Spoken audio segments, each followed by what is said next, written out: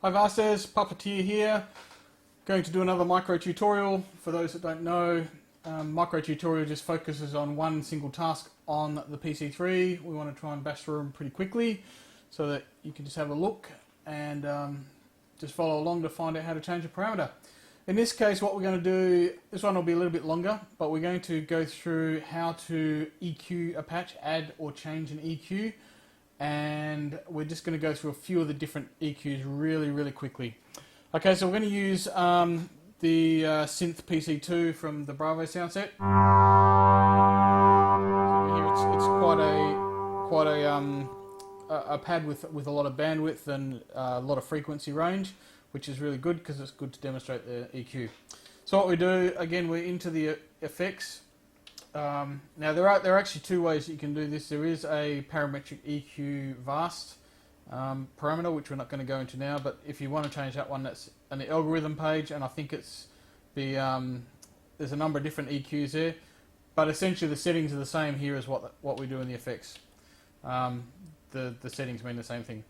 So what we're going to do, we'll go in and we'll edit the effect. In this case, we're going to insert an effect. In this case, I'm going to go to the EQs. So there's a number of EQs here. We'll go through them quickly. So 350 is an AM radio. This is probably the simplest EQ. So we can have a look here. We've just got one page of parameters. We've got a bass gain, a mid gain, and treble gain, and we've also got the frequencies. So essentially all that this does, so if we set all these to 0, this is a bass shelf. So turn the gain up, the bass comes in.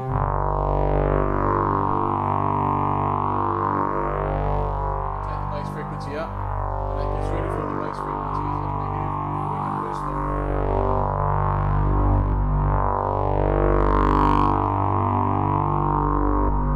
Okay, the mid is the same, except this is more of a bell-shaped curve, so it sort of moves up and down. So what we've got here, again, let's just set this nice and high to 16 so you can hear it. So we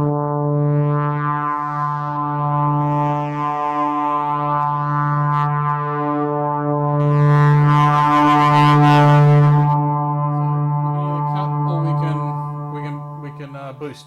And treble is just the treble one. So again, essentially does the same thing. So let's cut this right back so you can really hear it.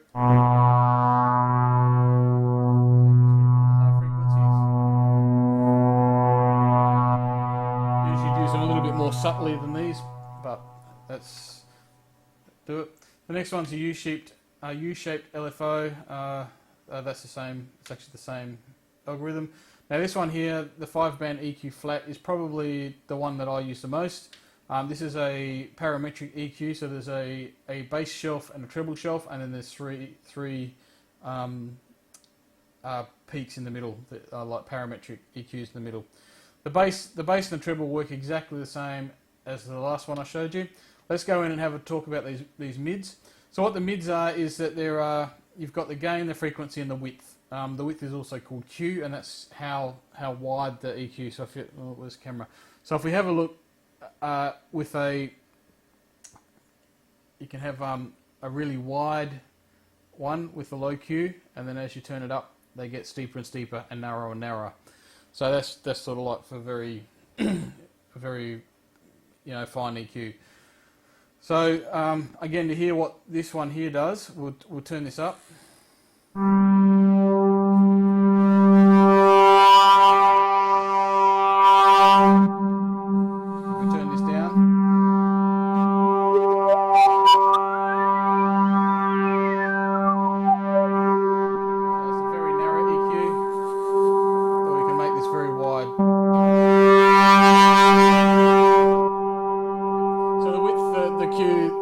The bigger the number, the wider it is, and the smaller the number, the narrower it is. Now, some EQ programs have got those reversed. Some of them, the higher the number, the thinner it is. It just depends on how they've implemented it. But the Q control or the width control does the same thing. And that's essentially how you use the EQ, what the parameters do. The way that you use these is really the way I use EQ is generally a subtractive thing. So what I do is I look for problem frequencies or problems with the sound, and I try and duck that out. So if there's too much bass, I might roll off either with a high pass filter or with the low shelf, and I'll roll off the bottom end. If it's too high in the top end, like there's too much air in it, I'll duck the shelf off the top end. Sometimes you haven't quite got enough air, so you need to boost the top end. And the mids, I generally look for frequencies that are problematic. And the way I do that is I set it very narrow, and I turn the gain up, and I sweep the frequencies.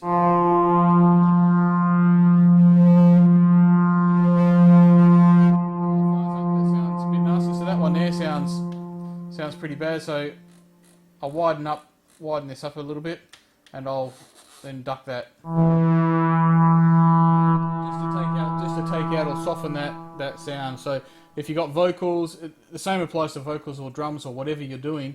The EQ controls the frequency of the sound. So you've got all the way from bass to treble, and the EQ can let you home in on particular frequency ranges to control them. You can either boost them or subtract them. So you listen for what's a problem with the sound, and you can use the EQ to change the frequency balance. Okay, I hope that's given you a little bit of insight into EQs, how you can find them, and how you can get into them. I'll just go through, there are a few more EQs here. So there's some graphic EQs as well. These are, as you'd find in, often a home stereo. So you've got all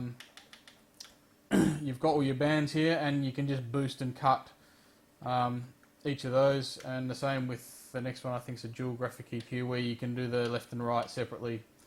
So that's the right and that's the left.